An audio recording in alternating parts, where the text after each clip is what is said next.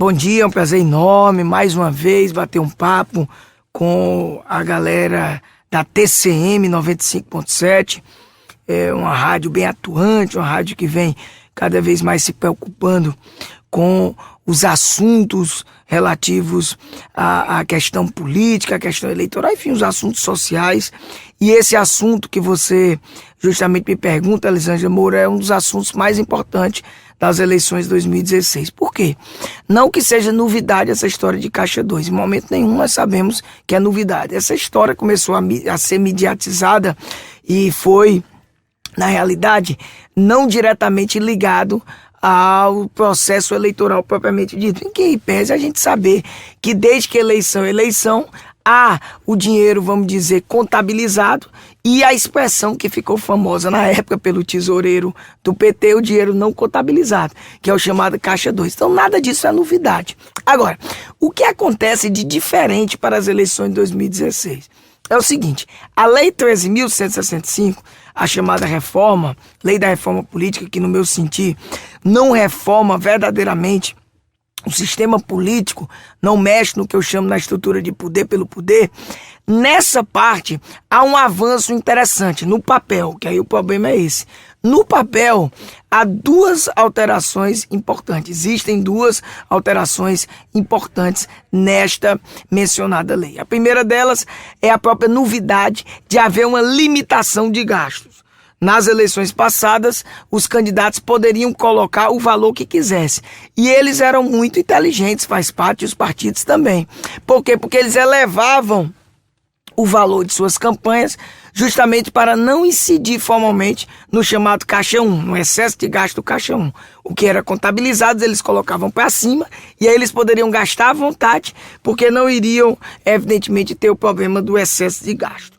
E, detalhe, mesmo com o limite elevado nas eleições passadas, porque não havia limitação, porque se dizia que tinha uma lei, essa lei nunca saiu do papel, nunca foi editada essa lei que seria para cada eleição. A semelhança do que aconteceu inicialmente com a lei das eleições, onde se falava que quando surgiu essa ideia, nós teríamos uma lei para cada eleição. Graças a Deus acabamos com essa mania e temos só uma lei das eleições, foi a partir de 97.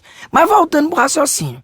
Agora, não existe mais essa, vamos dizer, essa possibilidade ampla e desregrada do partido e do candidato colocar o valor que quiser. Não, está devidamente limitado. Essa é a primeira grande alteração.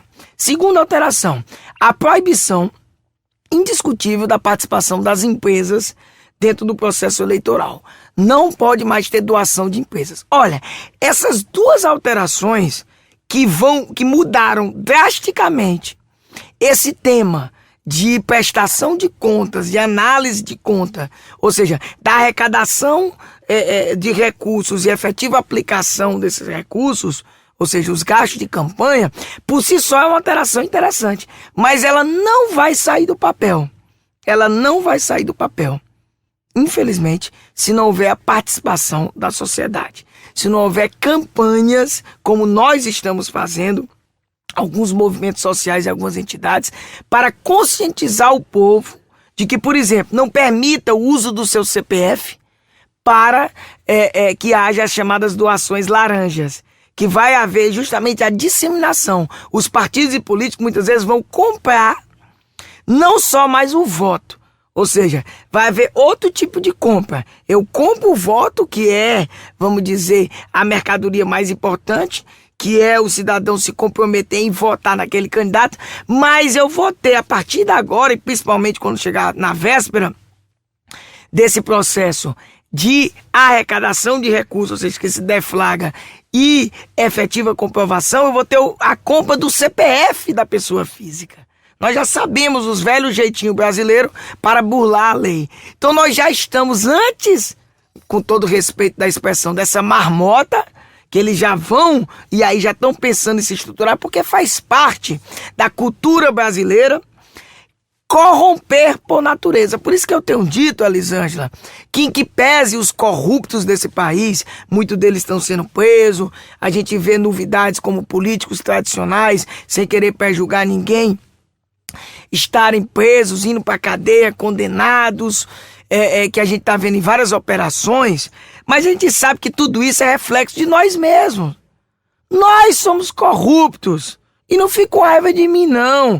Eu sou corrupto, você é corrupta, o meu operador de rádio é corrupto aqui.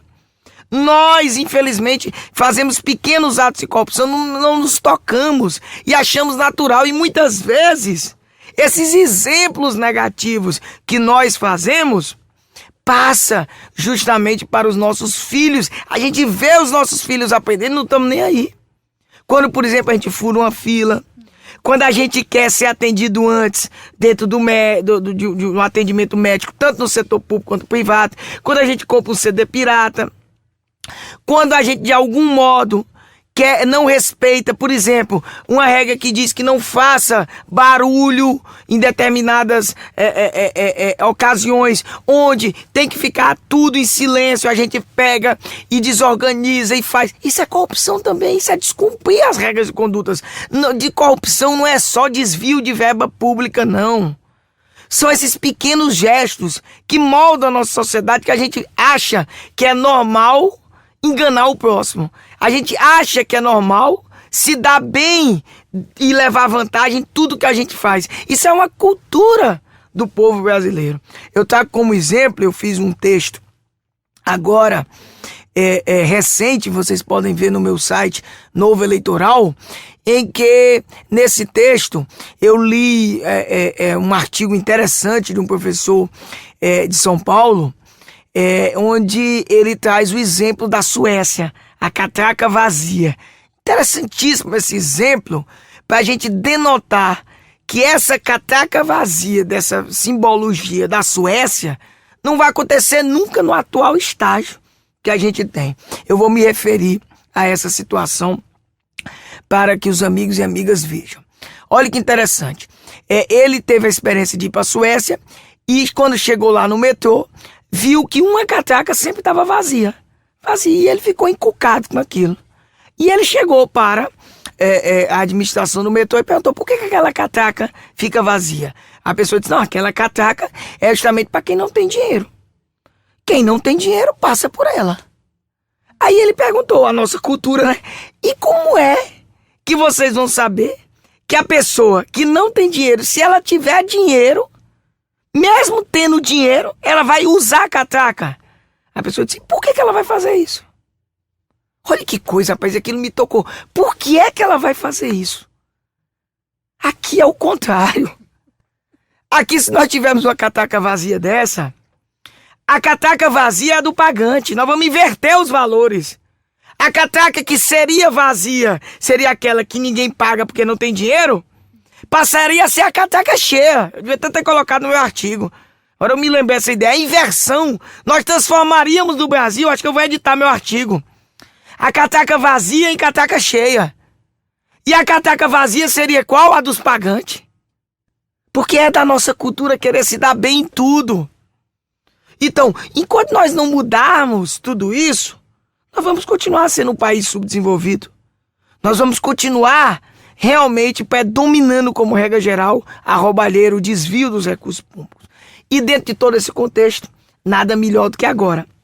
As eleições se avizinhando, que a gente possa levar tudo isso para o povo e reprimir o uso do Caixa 2. Que agora o cidadão não só não vote em quem um político descompromissado que quer comprar o seu voto, porque ele compra e não tem compromisso nenhum com você, e nem deu o seu CPF para ser usado como laranja. Aí é o X da questão. E eu defendo, Elisângela, que se a gente não fizer isso, a gente não conscientizar, e essa campanha foi lançada nacionalmente pela OAB, que tem o apoio da CNBB, nós vamos trazer aqui para Mossoró a Diocese da Santa Luzia, vamos conversar com os padres e vamos envolver toda a sociedade a partir da igreja e pelo MCCE, que você sabe que eu sou o coordenador do Movimento do Combate à Corrupção Eleitoral.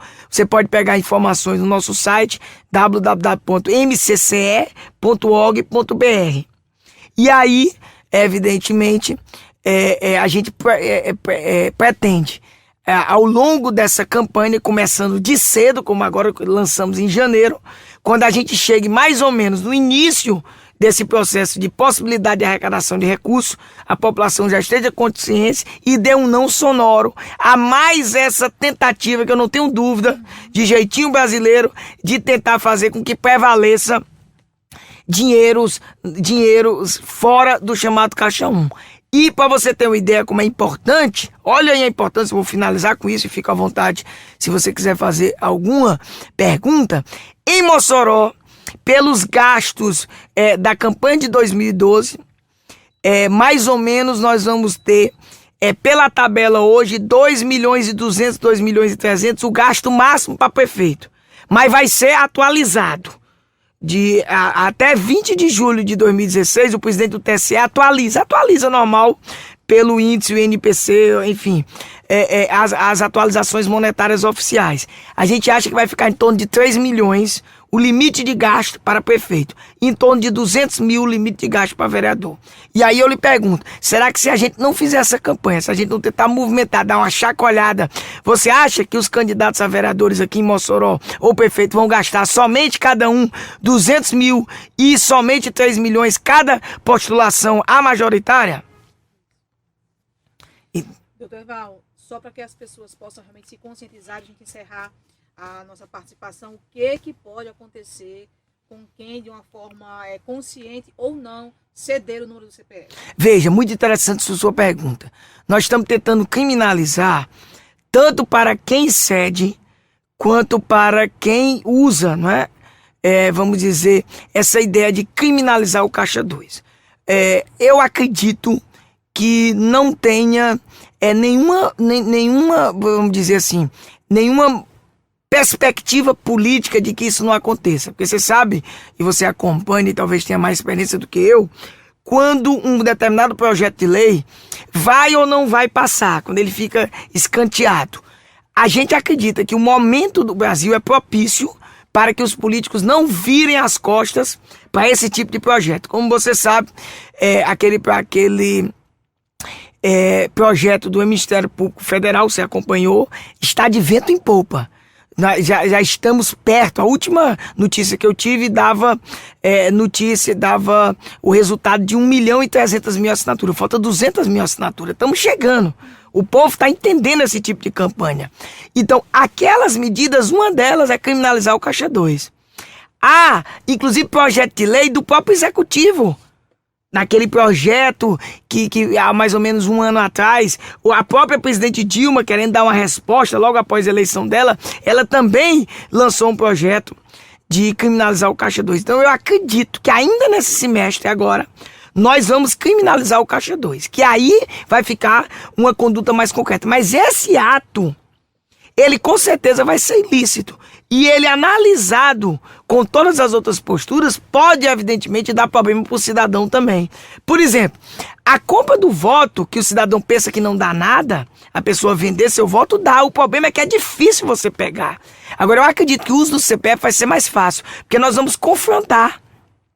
Nós não vamos ter a quantidade de CPF e de doações de cada partido e cada candidato, nós vamos atrás. Se a Lisângela Moura doar para determinado candidato, nós vamos ver se a Lisângela Moura, dentro do que ela recebe aqui na TCM, nos outros trabalhos que ela tem condições verdadeiramente de doar aquilo que ela diz que doou no papel. Nós vamos confrontar tudo. Nós vamos, evidentemente, estar interligados com a Receita Federal, com os bancos. Nós vamos realmente fazer um estilo diferente. É o que eu e o professor Márcio Oliveira, no nosso site, há muito tempo a gente vem pegando. A análise substancial das contas de campanha. Você mesmo é testemunha que, não estou querendo aparecer nem dizer que eu sou o cara, mas lá na eleição de 2012, de Baraúna, onde eu fui o juiz das contas de campanha, aqui em Mossoró eu não fui. Você sabe, eu não analisei nenhuma conta de campanha de Mossoró, mas em Baraúna, dentro, evidentemente, dessas particularidades que eu citei e que faz parte do cotidiano da realidade brasileira, informar X, na realidade ser 10X, o que é efetivamente gasto, eu simplesmente reprovei todas as contas de campanha de todos os candidatos eleitos e dos suplentes mais chegados, né, aqueles que gastaram um pouco mais, eu reprovei todas as contas de campanha. Foi porque eu quis? Foi porque eu sou ruim? Foi porque eu sou rigoroso? Não. É porque no Brasil há ainda nesse momento um jargão que nós temos que acabar com ele. O candidato finge que presta conta, a Justiça Eleitoral finge que julga as contas. E esse momento é um momento importantíssimo para que a gente possa realmente passar o país a limpo. Fazer com que os candidatos passem necessariamente a se preocupar com as suas contas de campanha, passe necessariamente a informar quanto ele de fato arrecadou, essa arrecadação seja lícita, acompanhada pela justiça e os gastos sejam limitados efetivamente e somente ao que é arrecadado e não na prática como aconteceu nas eleições passadas. E se a gente não tomar esse tipo de posição de pedir a colaboração do povo, vai ser a tônica também das eleições de 2016, o uso do Caixa 2, que, repito, não são só os movimentos sociais, não é o MCCE que eu faço parte que vai mudar tudo isso. É o próprio povo. Por isso que eu tenho dito, é o povo contra o Caixa 2 das campanhas eleitorais.